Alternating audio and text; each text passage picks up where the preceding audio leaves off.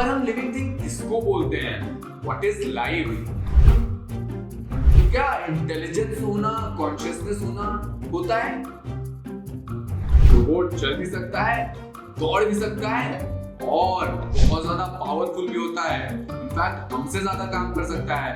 तो क्या रोबोट में कॉन्शियसनेस या फिर लाइफ है?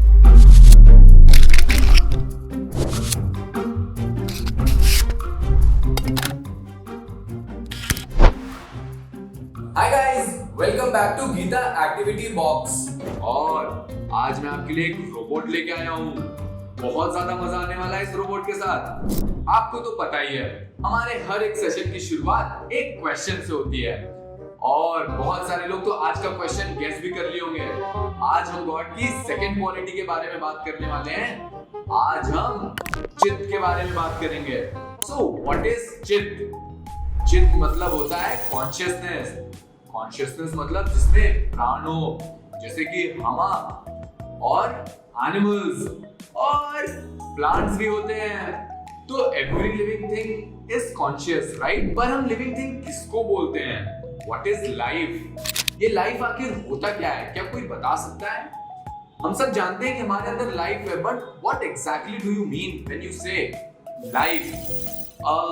हम चल सकते हैं, आपस में हम बात कर सकते हैं। क्या ये लाइफ है?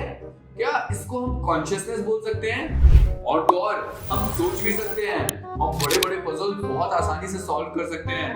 मतलब कि हमारे पास इंटेलिजेंस होता है। तो क्या इंटेलिजेंस होना, कॉन्शियसनेस होना होता है? अभी मैंने बोला कि हम बोल सकते हैं, तो क्या ये लाइफ या फिर कॉन्शियसनेस है?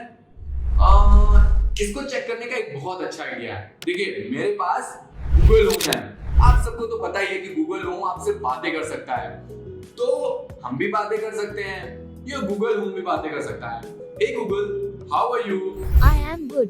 देखिए, गूगल होम बोल रहा है, hey Google, can you tell me something about God?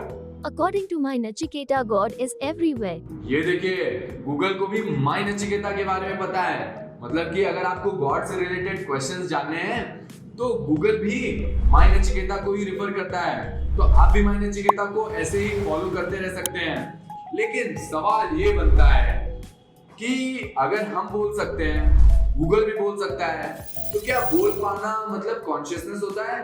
क्योंकि हम तो लिविंग थिंग है, ये नॉन लिविंग थिंग है, फिर भी ये बोल पा रहा है। जरा सोचिए कि बोल पाना मतलब कॉन्शियसनेस होता है कि नहीं।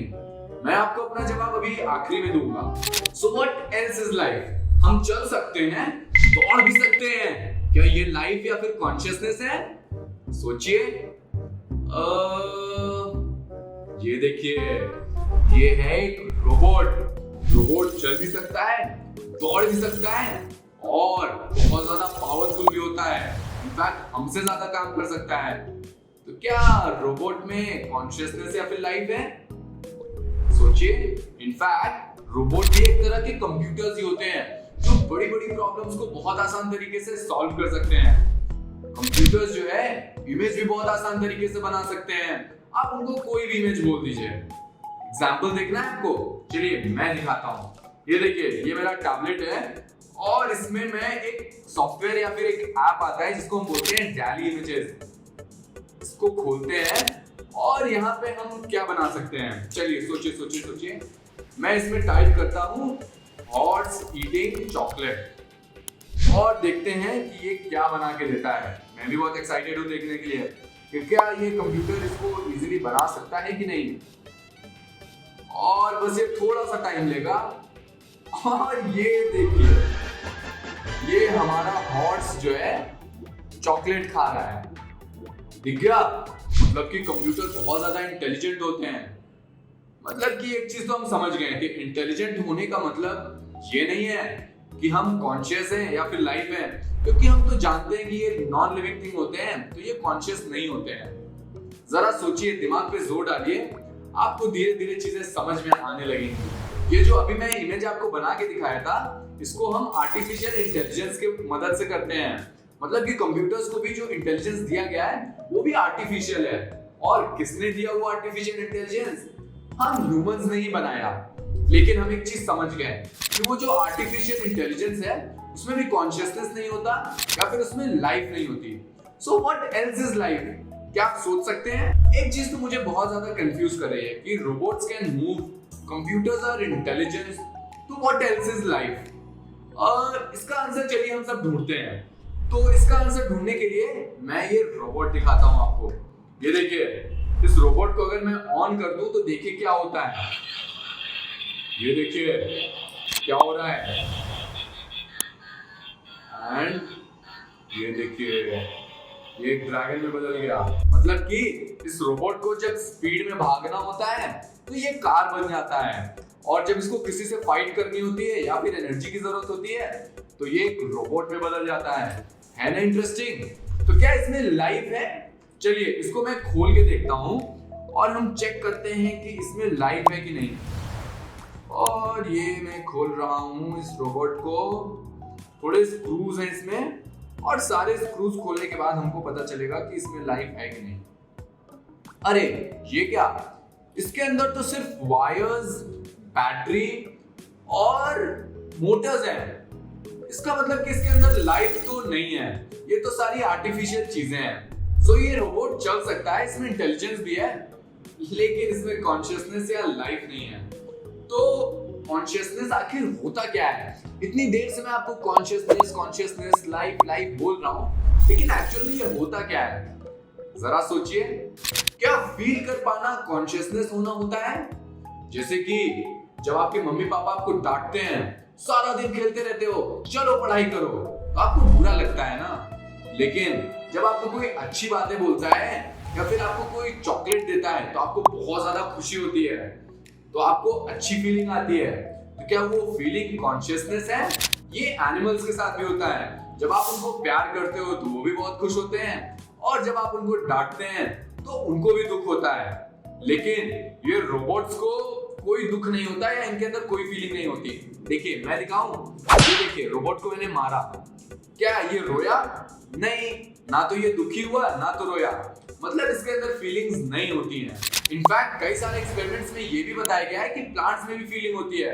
इसके लिए एक एक्सपेरिमेंट किया गया था जिसमें दो डिफरेंट प्लांट्स लिए गए थे सेम कैटेगरी के, और एक प्लांट को कहीं और रखा गया था और दूसरे प्लांट को कहीं और एक प्लांट को जाके लोग हमेशा अच्छी बातें बोलते थे और दूसरे प्लांट को बुरी बातें बोलते थे। पता है इस एक्सपेरिमेंट में क्या मिला? जिस प्लांट को अच्छी बातें बोली जाती थी वो प्लांट बहुत ज्यादा हेल्दी ग्रोथ दिखाया, और जिस प्लांट को बुरी बातें बोली जाती थी उसका ग्रोथ अच्छा नहीं हुआ। इसका मतलब कि प्लांट्स में भी फीलिंग्स होती हैं। इस रिसर्च के बारे में अगर आपको डिटेल में जानना है तो मैं इस रिसर्च पेपर का लिंक डिस्क्रिप्शन में डाल दूंगा।